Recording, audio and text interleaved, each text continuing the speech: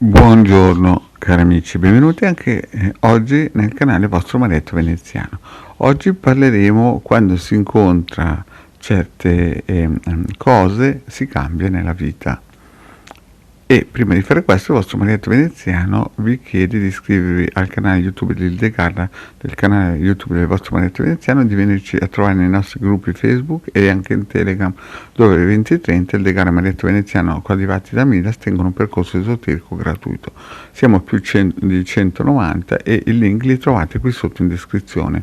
Chiaramente è tutto gratuito, se avete problemi chiedete pure a Midas che è felice e sempre gentile di poter aiutare tutti. Bene cari amici, vediamo un po' di capire certe cose. Quando si incomincia a capire in che mondo si sta coi piedi, la prima cosa che bisogna rendersi conto che chi ha la possibilità di accedere al mondo misterico o riuscire a capire che esiste il basso e l'alto astrale, la prima cosa deve capire che ha un determinato tipo di tempo, e cioè se io adesso ho 60 anni e ho un'aspettativa di vita di 94, devo riuscire a capire che il mio cervello riuscirà a resistere se prendo la melatonina, le vitamine e quant'altro per riuscire a stare stabilizzato bene con la mente. Fino a 60-65 anni molto probabilmente avrò il vento a favore, dopodiché a 85 ci sarà un decadimento forte, no?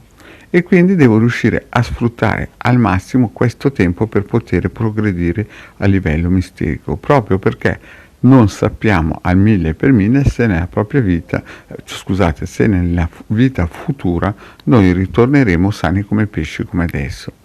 Quindi quando noi incontriamo la possibilità di riuscire a capire che esistono mondi, ad esempio il mondo a venire come questo, che vi ho sempre spiegato che i cabalisti vivono in due mondi, nel mondo a venire e in questo, e il mondo a venire è in questa dimensione qui.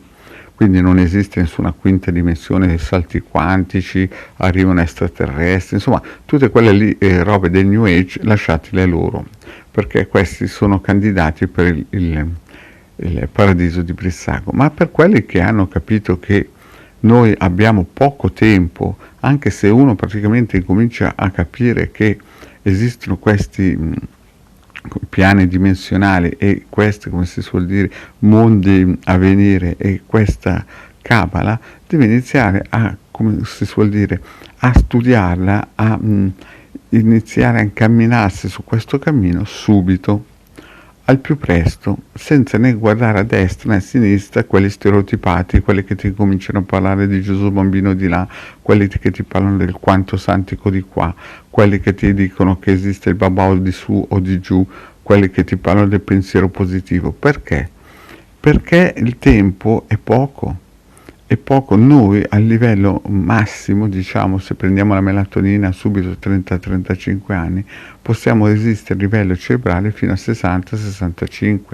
Quindi abbiamo poco tempo, e in questo poco tempo noi cambieremo anche modo di vedere la vita, perché incominceremo a staccare queste anche ancore mentali che ci hanno messo dentro quando siamo nati. Il nostro ego si scioglierà e adagio adagio costruiremo dentro di noi questa scala di Jacob, questo albero sefirotico che ci porterà verso la Keter. Chiaramente se noi iniziamo dobbiamo essere anche pronti a lasciare certe vecchie corazze, certi vecchi pensieri che ci hanno sempre in certo senso tenuto a galla prima, no? Quindi quando noi incontriamo questa nuova conoscenza, dobbiamo capire che dentro di noi abbiamo dei cancelli nella mente, e questi cancelli ci hanno sempre tenuto ingabbiato, e quindi dobbiamo anche essere pronti a cambiare, a fare e prendere decisioni importanti. Come aiuti ci sono i circuiti radionici per poterci difendere, i sigilli, ad esempio, i riti operativi, ma questi solamente sono degli aiuti, delle stampelle importanti che ci possono dare una mano per riuscire a restare a galla. Però ricordatevi che in questa vita la cosa importante è poi trovare anche l'anima gemella e insieme camminare verso la Keter. Se noi non siamo pronti a fare questi cammini, se noi siamo solamente pronti a saltare sulla sedia o a correre in aiuto al carro del vincitore, non siamo pronti per trovare la Keter, e quindi è inutile che ci sforziamo di andare da gruppo a gruppo a gruppo a cercare la strada e il cibo migliore, perché chiaramente quando uno incomincia a cercare l'albero sefirotico e la Keter, qualche, come si suol dire,